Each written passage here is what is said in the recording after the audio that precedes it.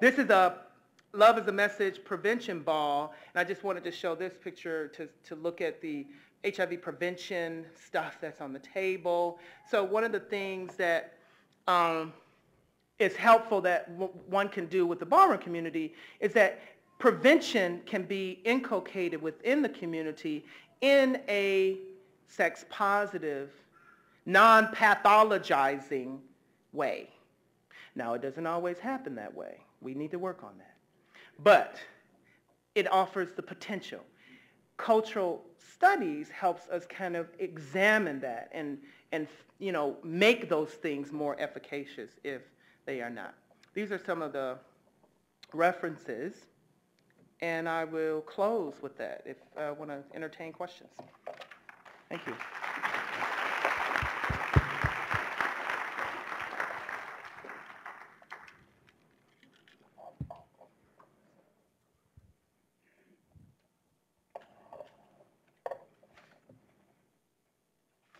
Okay, the question that I have is, I had heard a lot about the balls, and so this one friend was trying to get me to go, and I kept putting it off, and so one year he cornered me, and I said, okay, I'll go, and I went, and I was really impressed with the pretty people and with the fashion, and but what kind of grabbed me the wrong way is when I was exiting, all the pretty people and all the pretty gear and stuff, like they were like throwing blows.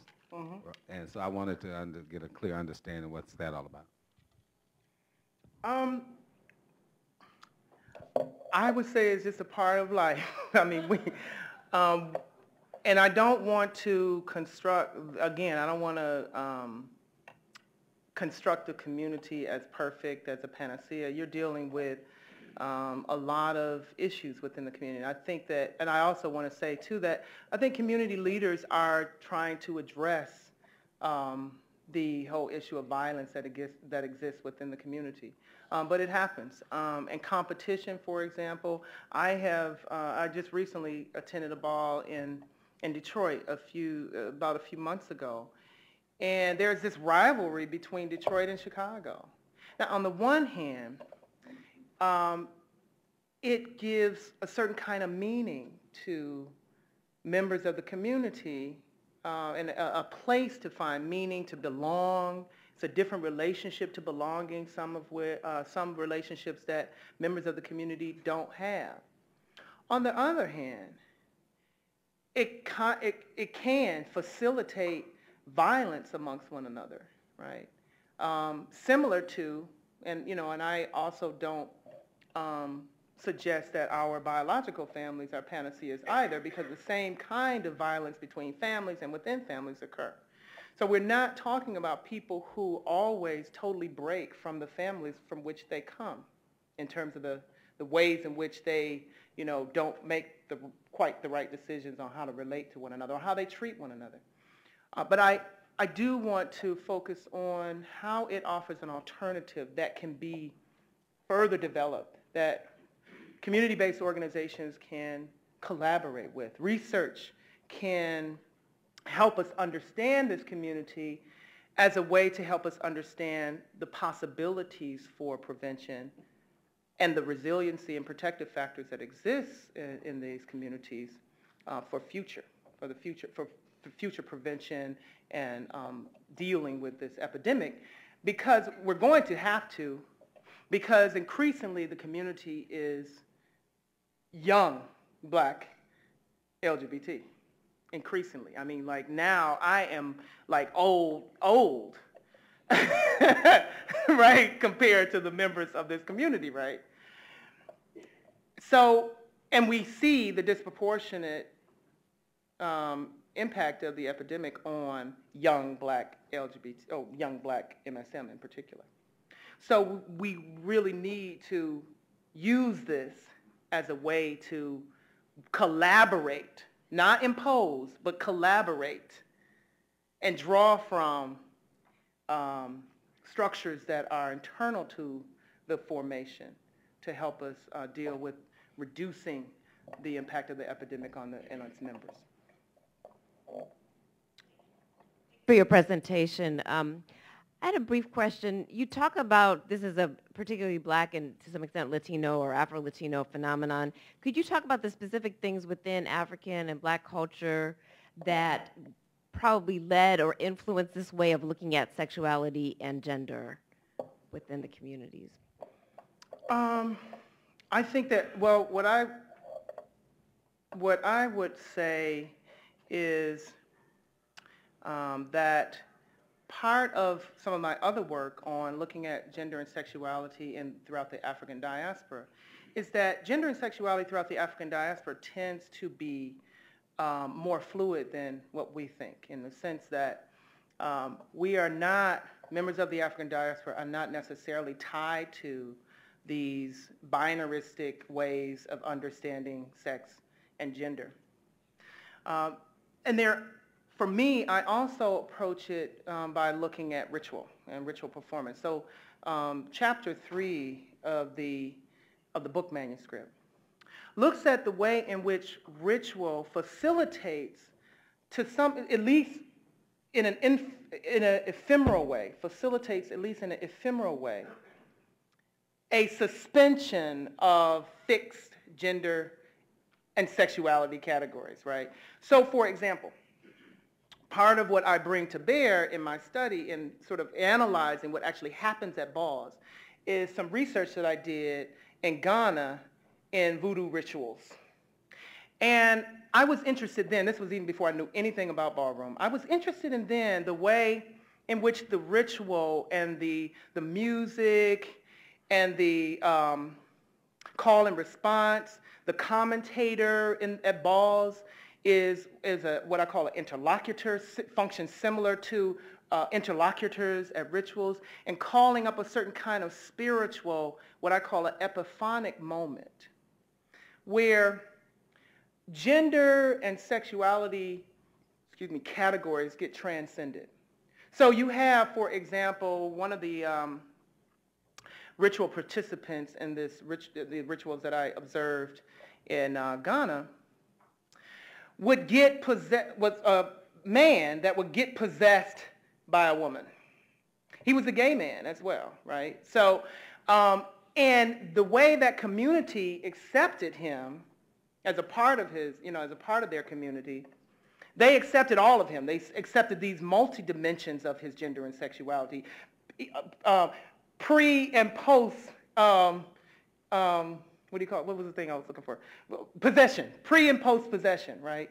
So I started to think about other facets of the research that I've done in Ghana and other locations throughout the diaspora, that really there's a negotiation between imposed sex and gender identities that one in larger society has to contend with, and then what people actually do in terms of claiming agency on how they define themselves. And that is always not the same, right? And I think that this community and the ritual practices, the kinship practices, allow them to facilitate this. It's not a total break, because they have to sort of, members have to live in the world, and we live in a world where the gender and sexual binaries are ubiquitous and categories are ubiquitous. But it does facilitate a way that they can at least challenge that and suspend that, if not for a moment. There are whole other ways, but I hope I answer your question.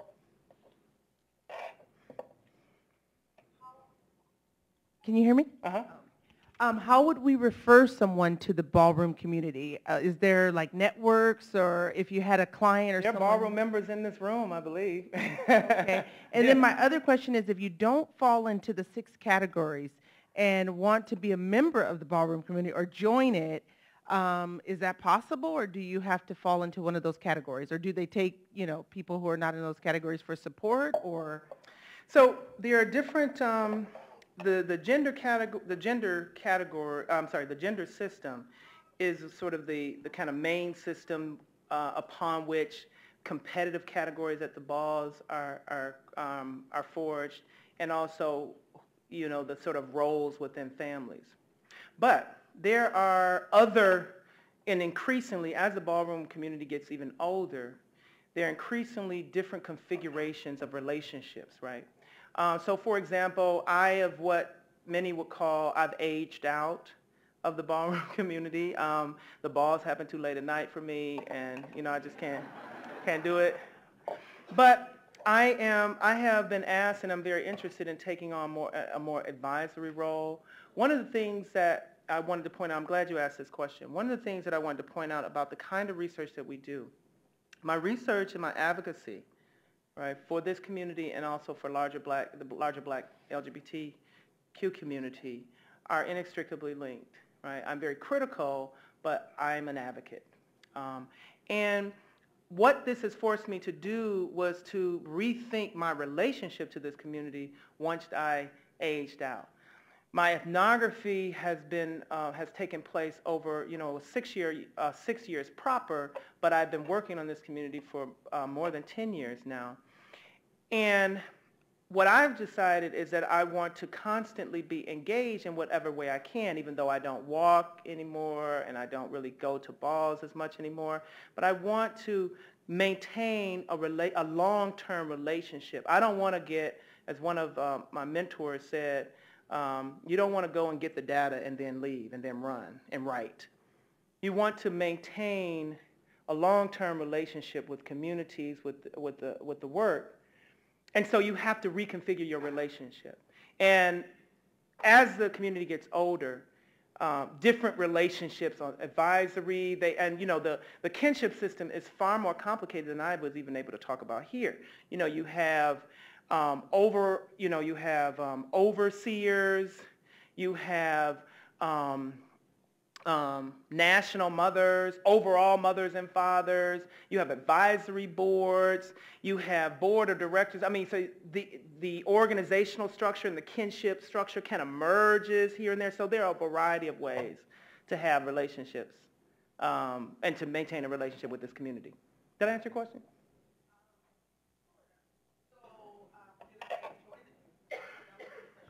Yeah.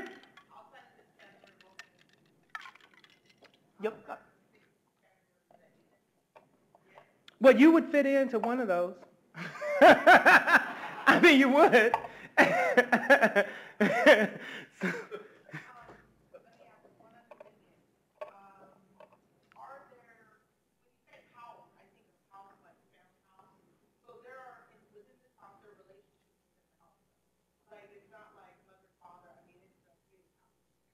So, yeah, so you have houses, and then you have most houses now are national. They have chapters throughout the country, right?